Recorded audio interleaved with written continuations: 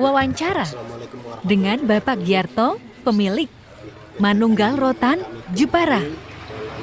Mohon maaf jika durasi panjang sampai 25 menit. Karena Bapak Giarto nyaman sekali curhat dengan kelompok kami tentang rotan. WK.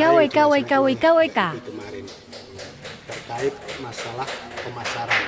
Dari wawancara tersebut, setelah kami analisa, ada beberapa permasalahan terkait dengan pemasaran yang setelah kami koordinasi dengan produsen itu disuruh untuk mencarikan solusinya.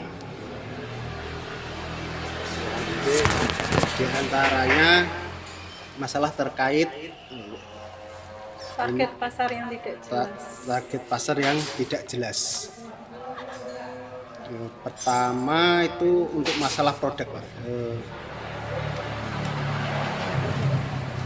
Produk di sini setelah kami analisa kemarin itu dari wawancara tersebut itu perusahaan di sini belum mempunyai desain sendiri. Jadi dalam arti itu kemarin setelah kami analisa itu masih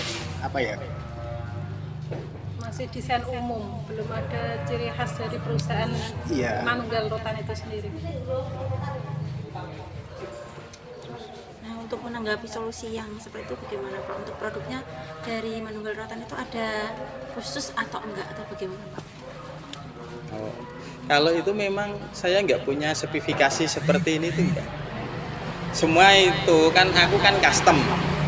Saya nggak punya desain yang terus ini tak patenkan punya sini itu enggak. Memang nggak bisa. Dan saya mengikuti permintaan pembeli. Jadinya memang kalau aku harus punya ciri khas di sini, enggak. Saya kan kerja. Kalau saya orang seniman, saya bisa bikin itu. Dan di sini dari orientasi saya kan bisnis. Saya nggak butuh ciri khas, nggak butuh itu. Yang penting saya menghasilkan duit.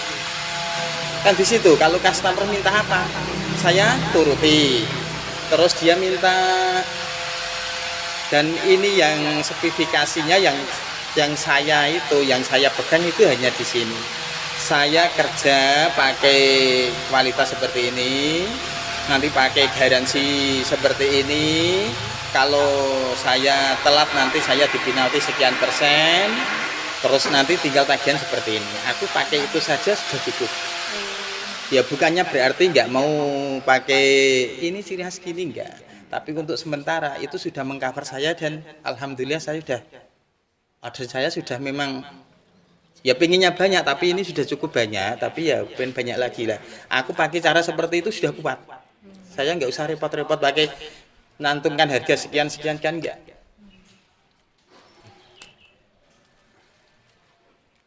Untuk harganya sendiri itu Pak, untuk harganya sendiri berarti per setiap orang datang itu berarti Bapak langsung menjelaskan ini untuk contoh ini Pak, meja ini berarti untuk ini harganya berapa gitu ya Pak ya, langsung menjelaskan langsung ke customer gitu ya Pak. Iya, masalahnya kan custom.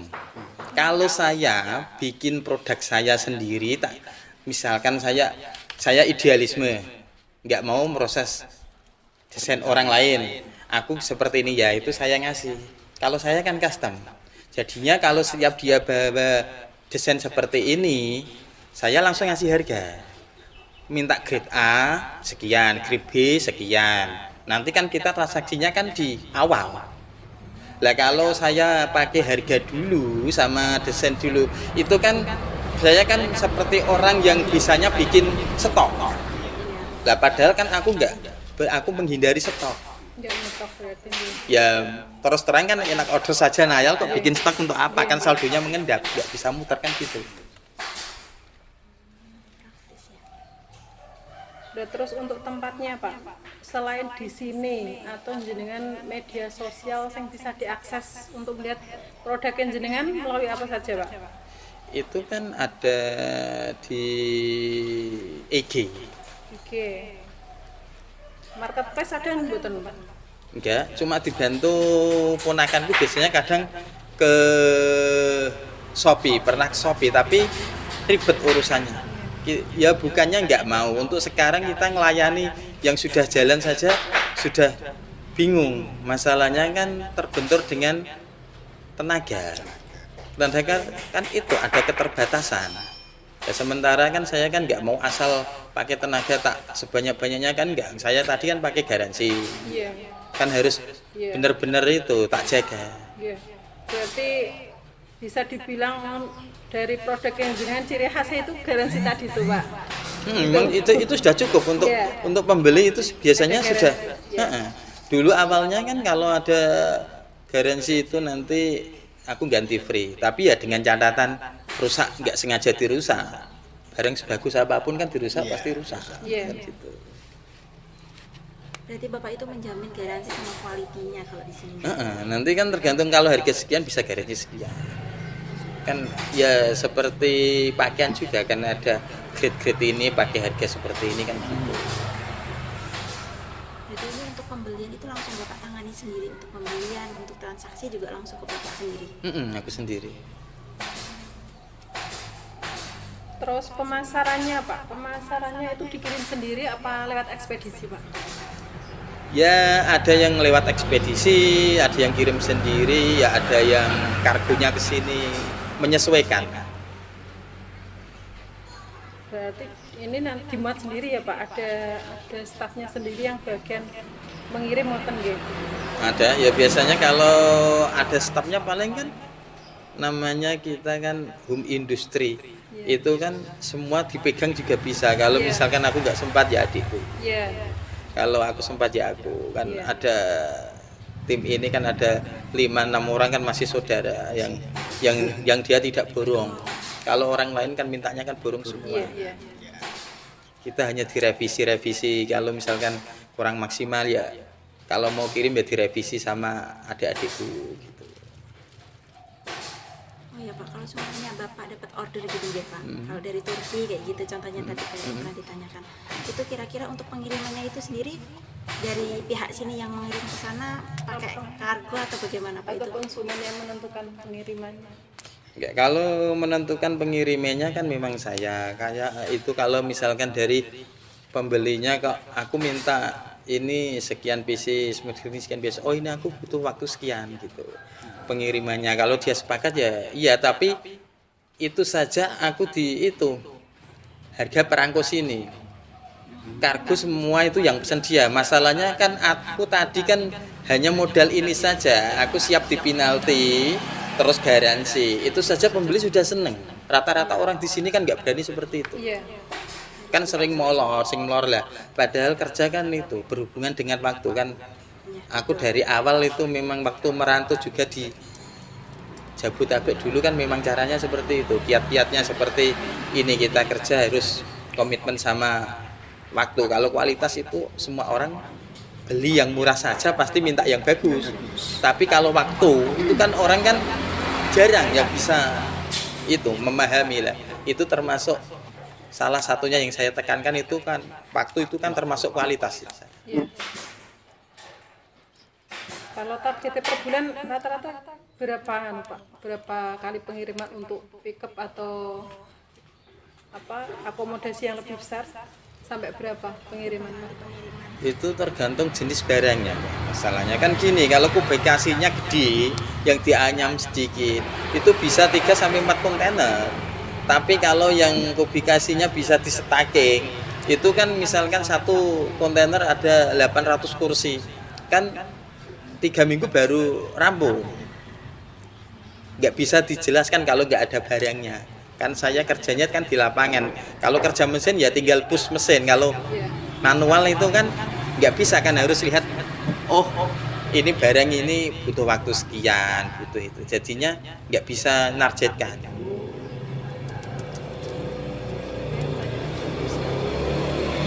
Untuk peralatan juga cukup. Cukup pengendara. Jadi kebanyakan ini dari mana aja Pak pengirimannya? Untuk ini kan resesi itu yang paling nggak terkena dampak itu di kawasan Timur Tengah. Kalau yang Turki ke Dubai bahkan Israel ini sampai perang saja itu masih lancar. Masih lancar pengiriman. Besok sebelum ini banyak, besok sebelum tanggal 20 kayaknya mintanya sebelum 25 itu harus tapping. terus sampai ke Maroko, sampai ke pokoknya yang daratan bau Timur Tengah itu loh. Ini yang ekonominya masih bagus di situ. Iya, terkenalnya rotan. Apa Mbak? Terkenalnya rotan sih gitu ya. Sampai di mana-mana. Timur Tengah sudah mendunia. Oh enggak. Ya, cuma rotan kan Jepara kan banyak yang belum tahu di sini. Aku dulu itu merantau lama itu. Rotan di Jabodetabek pindah-pindah. Enggak seperti hub industri kecil di sini enggak ada dulu itu kan perusahaan besar langsung di PT Ligna. Seperti Kudus Istana Furniture itu kan pindahan dari Ligna itu kan dulu yang borong kan kakakku sama aku waktu di Cibinong itu. Berarti Bapak sebenarnya ada kerjasama sama apa industri juga gitu Pak? Iya, kalau sendiri ya belum mampu. Wong aku home industri kan berawal dari nol. Kan memang model saya ya gitu, keahlian harus dipercaya orang ya harus saya pegang beneran itu aja.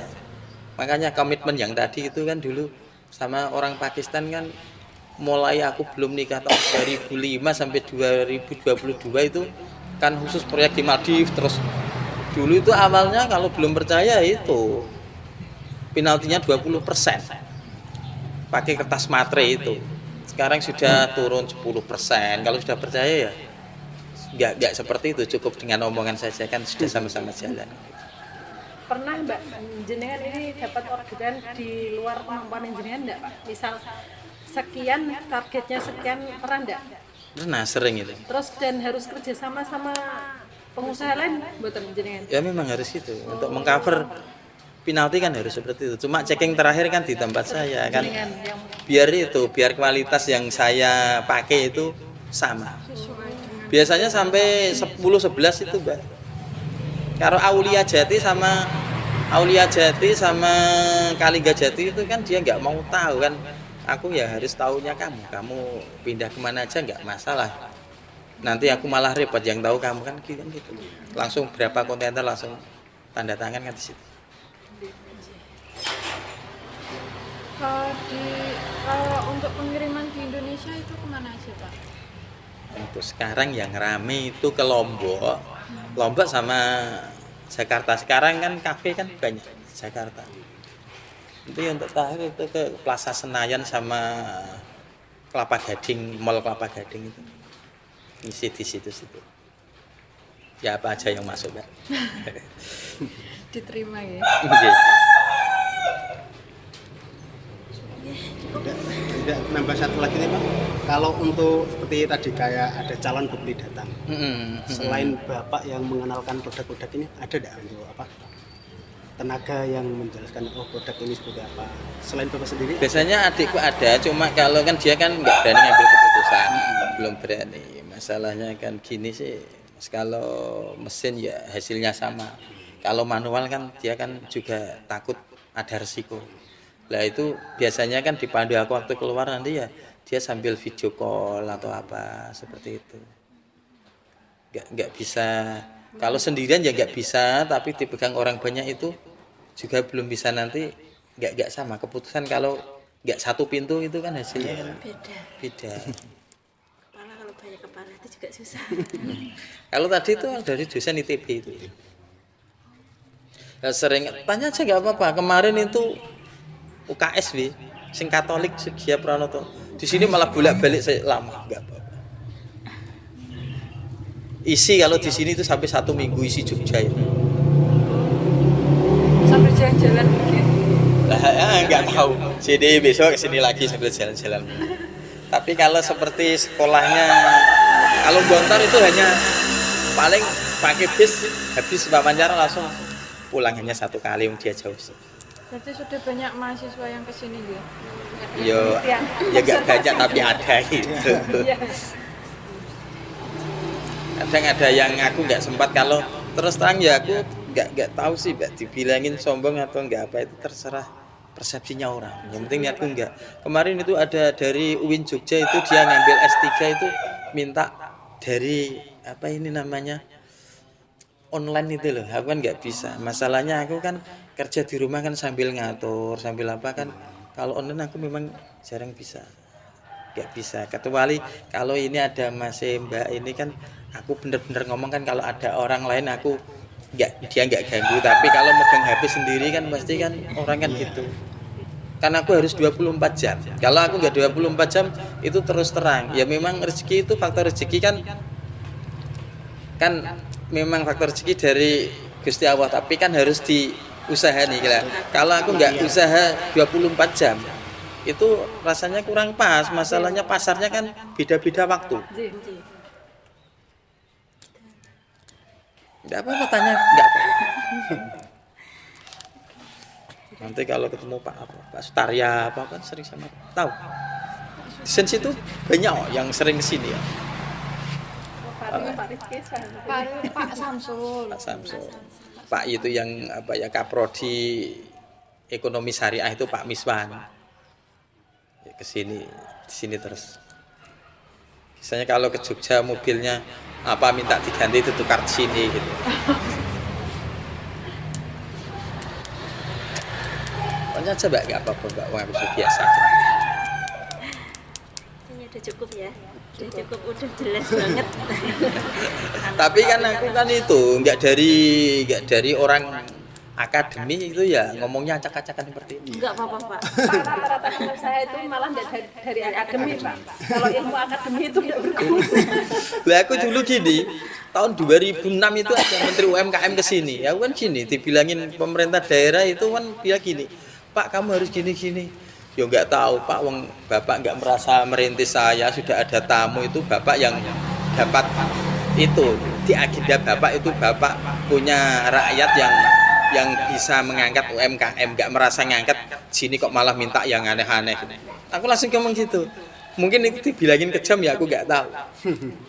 Tapi kan aku memang dapat kan dari itu, dari dosen Universitas Tarumanegara dari ITB kan, yang dari sana kenalkan langsung. Ini kamu langsung ke sini. Gitu. Tapi sini kan minta protokoler gini-gini lah. Saya nggak meresmikan perusahaan kok Pak. Wong saya nggak merasa dibina, nggak dibantu. Harusnya Bapak itu nggak usah gitu. Minta protokoler dan dia minta duit sekian untuk pengamanan nggak apa. Oh batal aja nggak apa-apa kok Pak. Mengaku nggak ngundang gitu. Mereka yang datang Usaha susah ini jenengan dari awal sampai sekarang itu pernah jatuh enggak, Pak? Benar-benar jenengan itu merasa di titik terendah usaha saya ini kok segini-gini aja. Ya memang ada Pak, itu pasti ada. Cuma titik terendahnya itu bukan di order alhamdulillah. Iya.